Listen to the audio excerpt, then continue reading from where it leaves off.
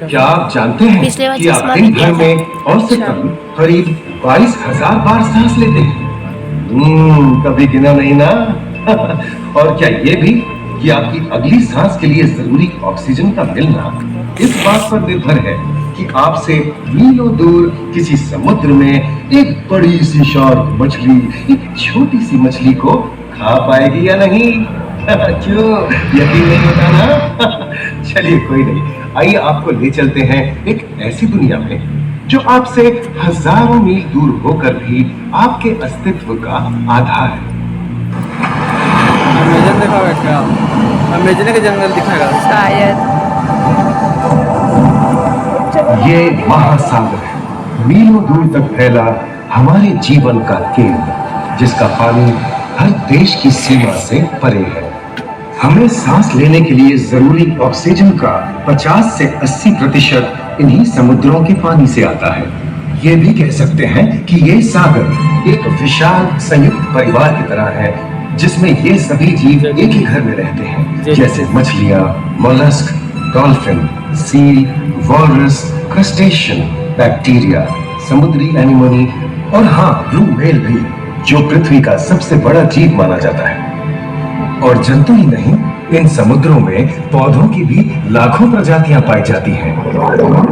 इन विशाल समंदरों का पानी हमारी पृथ्वी का लगभग 3/4 हिस्सा है। इस धरती पर 5 बड़े महासागर हैं: आर्कटिक, अटलांटिक, हिंद, प्रशांत और दक्षिणी महासागर। ये सागर इतने महत्वपूर्ण हैं कि इनका तापमान और लहरें दुनिया के हर हिस्से के मौसम पर असर डालते हैं, चाहे वो मौसम कितना ही खतरनाक क्यों ना हो।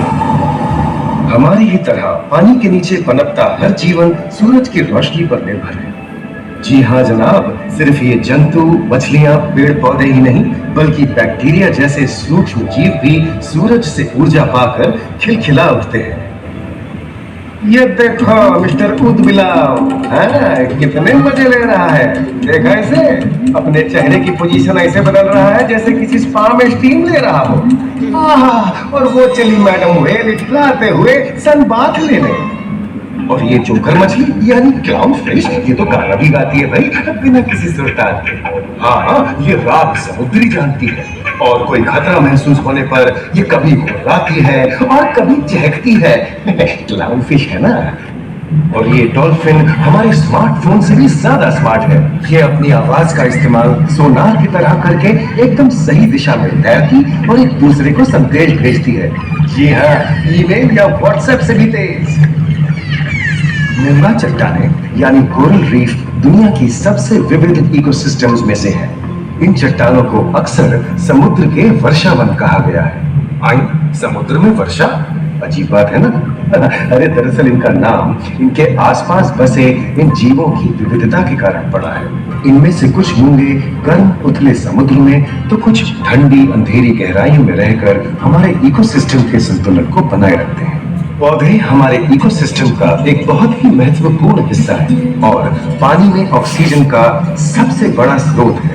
इस नीले पानी में मौजूद कई पौधों में से एक बहुत ही महत्वपूर्ण पौधा है फाइटोप्लैंक्टन, जो पूरी दुनिया की ऑक्सीजन की जरूरत का लगभग 50% बनाकर हमारा अस्तित्व बनाए रखता है। इन समुद्रों में पहुंचने वाली सूरज की रोशनी की मात्रा के हिसाब से उन्हें 3 क्षेत्रों या परतों में बांटा गया है। सतह के सबसे नजदीक वाली परत को यूफोटिक जोन या सनलाइट जोन कहा जाता है। जाहिर है कि यहाँ सूरज की सबसे ज्यादा रोशनी पहुंचती है और 90% समुद्री जीवन इसी परत में मौजूद है। अगली गहरी परत को डिस्पोटिक जोन या ट्वाइलाइट जोन कहा जाता है। इस परत तक सूरज की सिर्फ 1% रोशनी पहुंचती है, जो पौधों के जिंदा रहने के लिए काफी नहीं है। तीसरी और सबसे गहरी परत एफोटिक जोन या मिडनाइट जोन है। यहाँ सूरज की रोशनी बिल्कुल नहीं पहुंचती। ये परत पूरी तरह से अंधेरी और ठंडी होती है, बिल्कुल किसी हॉरर मूवी के सीन जैसे। ये कई जगह पर इतनी गहरी होती है कि यहाँ आसानी से माउंट एवरेस्ट जैसे ऊंचे पहाड़ भी समा सकते हैं। और इसकी सबसे गहरी जगह है प्रशांत महासागर में मरियाना ट्रेंच। महाद्वीपीय तटों के साथ लगे उथले समुद्री इलाकों तक पहुंचना आसान है, लेकिन ये समुद्र का सिर्फ 10% है। समुद्र की गहराई जितनी बढ़ती जाती है उतने ही वहां के हैरत अंगेज जीव जिन तक पहुंचना मुश्किल होता जाता है। ये समुद्री जीव पहले तो अपनी खूबसूरती से आपको छलते हैं और फिर अचानक एक खतरनाक रूप ले लेते हैं जिनसे बचना मुश्किल ही नहीं नामुमकिन है। और ये क्या, अचानक ये रोशनी कहां से आई? ओहो, ये तो जेलीफिश का झुंड है जिनकी रोशनी एकदम डिस्को लाइट की तरह लगती है। वाह, ये हुई ना बात। अब सभी बड़ी छोटी मछलियां इन चमचमाती डिस्को लाइट को देखकर पार्टी करने आएंगी। और फिर यही रोशनी उन्हें बेरहमी से दबोचकर उनका शिकार करके अंधेरे में वापस गायब हो जाएगी। लेकिन सभी शिकारियों को छलावे से लुभाना नहीं पड़ता। सबसे घातक शिकारियों में से है शार्क, जैसे ग्रेट व्हाइट और टाइगर शार्क। शार्क आमतौर पर छोटा वाला सूरज था ढलने लास्ट के में, बाद यही आंसर अंधेरे था। में शिकार को निकलती है इसी तरह का समुद्री था। हाँ, हाँ, जीवों का यमराज। आज तक शार्क की 500 से ज्यादा प्रजातियों का पता चल चुका है। ये हर तरह के खुले महासागरों में, तो वो छोटा डूंगी था की जैसे। चट्टानों में, मैं शार्क आर्कटिक कहता हूँ। की बर्फ अच्छा। के नीचे और शार्क का समुद्र प्रजाति की इतनी ऊपर अंधेरी मिलेगा ना गहराइयों में कि पाई जाती है। वो भी आक्रामक होगा। और ये है समुद्री घोड़ा जो तबड़क तबड़क नहीं, छप छप छप छप करता है, यानी दौड़ता नहीं, तैरता है। हमने इन समुद्रों के बारे में बहुत कुछ जाना है, पर अभी भी बहुत कुछ जानना बाकी है। ये सागर गहरे और विशाल, ठंडे और अंधेरे में डूबे होते हैं। इन गहराइयों में पनपने वाली 17,000 से अधिक प्रजातियां मानो किसी कल्पना से कम नहीं है। किसी खूबसूरत एंजल की तरह दिखने वाले जीवों के साथ साथ न जाने और क्या क्या देखने को मिले।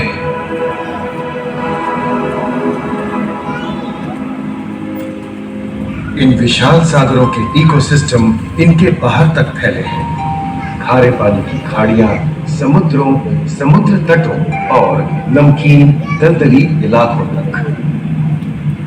मानव जाति दशकों से प्लास्टिक, जहरीले रसायन, तेल और ऐसी कई चीजों को पानी में बहाकर समुद्रों को नुकसान पहुंचा रही है। कई समुद्री जीवों या मछलियों की दर्दनाक मौत और उनकी इस तड़प का जिम्मेदार हमारी मानव जाति ही है।